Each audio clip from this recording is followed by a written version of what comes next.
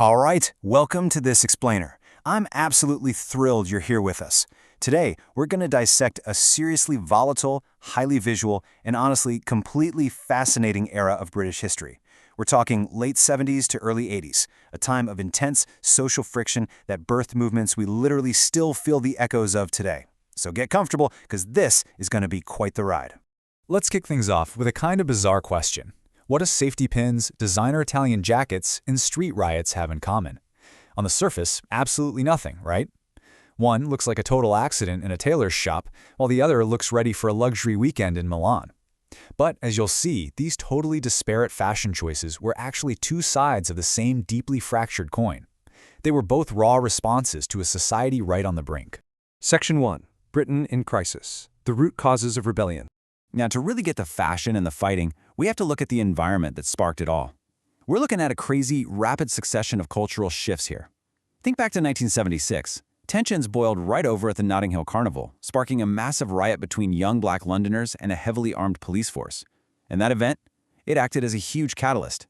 Boom, by 1977, punk rock breaks out of the underground into the mainstream, and just 2 years later in '79, a second, even more aggressive wave of punk completely explodes across the UK. But you gotta wonder, why was everyone so mad? Well, British youth were getting hit by a pretty unique cocktail of pressures at that exact moment. You had extreme economic stagnation and sky-high unemployment. I mean, there literally just weren't jobs for young people. But it wasn't just money. There was a massive shift happening right inside the home.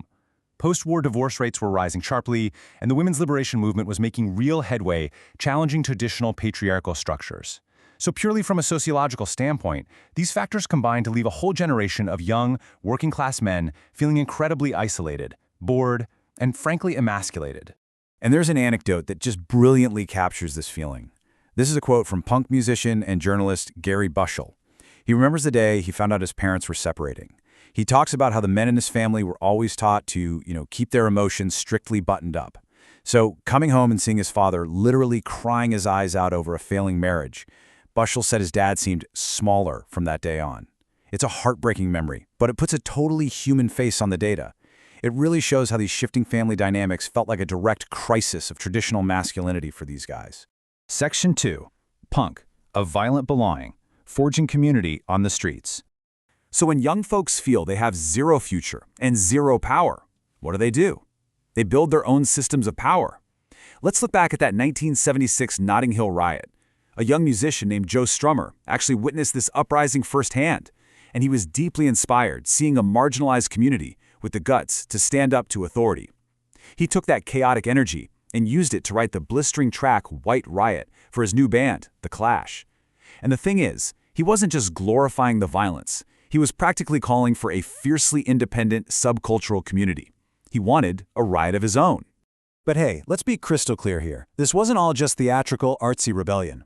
Shane MacGowan, a totally legendary figure in the early London punk scene, frankly admitted, "We didn't try and fight fairly. We used dog chains and knives." So yeah, the gratuitous violence wasn't just mindless thugs acting out. For punks who were constantly getting attacked by mainstream society just for looking bizarre, fighting back was a vital way to forge community.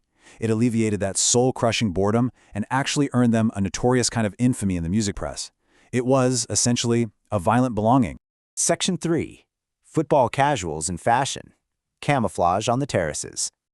All right, let's pivot over to the football stadiums, because over there we see a parallel yet visually completely opposite reaction to the exact same societal crisis. Have you ever heard of a football casual? By definition, casuals were hardcore football fans who explicitly ditched their team's colors, scarves, and jerseys. Instead, they started rocking expensive designer casual clothing. Why? Literally just so they could go undetected by the police. Blending in let them easily infiltrate rival hooligan gangs, which they called firms, to kick off organized brawls.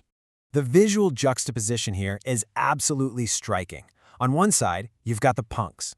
They're tearing their clothes up, holding them together with safety pins, dyeing their hair crazy colors just to aggressively detach from normal society.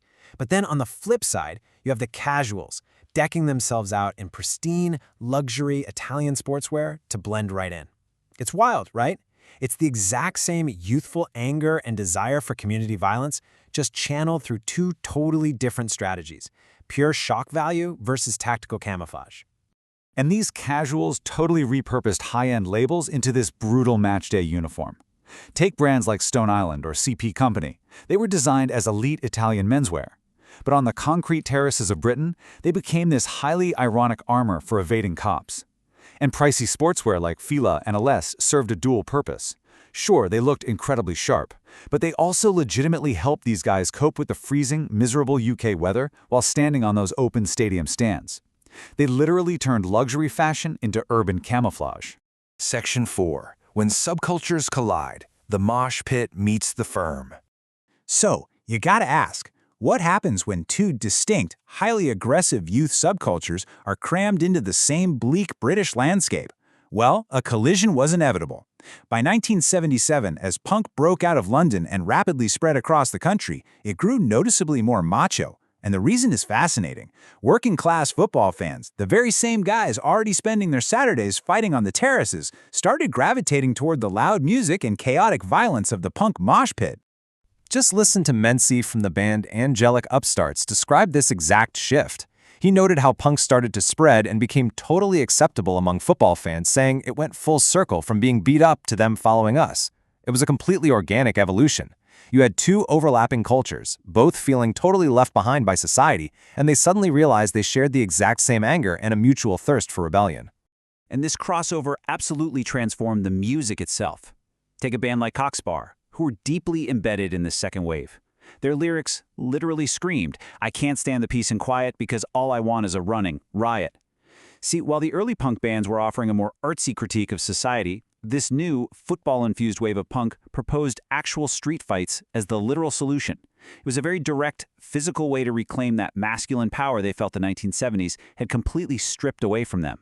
Section 5. The enduring archetype. The legacy of the subcultures. Now, these volatile years didn't just fade away into the history books. They left a massive footprint on pop culture that we still see everywhere today. They essentially cemented a specific stock character in media, the angry young man, or the yobo. We define this as a violent young antihero, deeply frustrated by the sheer monotony of working-class life, who ultimately finds his purpose in a street gang. We've seen this exact character repeated across decades of film and literature, and it's all rooted in the very real history we've just been talking about. Let's look at some of those direct cultural ripple effects. You had punks heavily adopting the violent Droog aesthetic from A Clockwork Orange. You see the historical football firm dynamic perfectly and violently recreated in movies like Green Street Hooligans. Fast forward to the 1990s, and Britpop icons like Oasis singer Liam Gallagher were adopting those very same casual designer brands, making them famous all over again. And today, brands like Stone Island, which used to be the absolute secret code of the hooligan, are literally worn by everyday people on their morning commute. It's wild. So, what's the big takeaway from all of this? Why does this matter? Well, if we strip away the shock factor of the safety pins and the horror of the stadium violence, what we actually find is a deep sociological empathy. For these youths, navigating an era of terrifying economic and social decay, fashion and physical violence weren't just about causing mindless trouble. They were basically the only accessible ways to establish physical power and identity over their own bodies in a world that felt completely chaotic and totally out of their control. Which leaves me with a final thought for you to ponder. When you look around today, do modern youth subcultures still use fashion to truly reclaim their identity in times of crisis? Or, by turning things like punk aesthetics and Stone Island jackets into high-priced streetwear, have we just completely commercialized the rebellion? Think about that next time we see a distressed vintage tee or a luxury track jacket. Thank you so much for diving into this explainer with me. Keep questioning the world around you, and I'll catch you next time.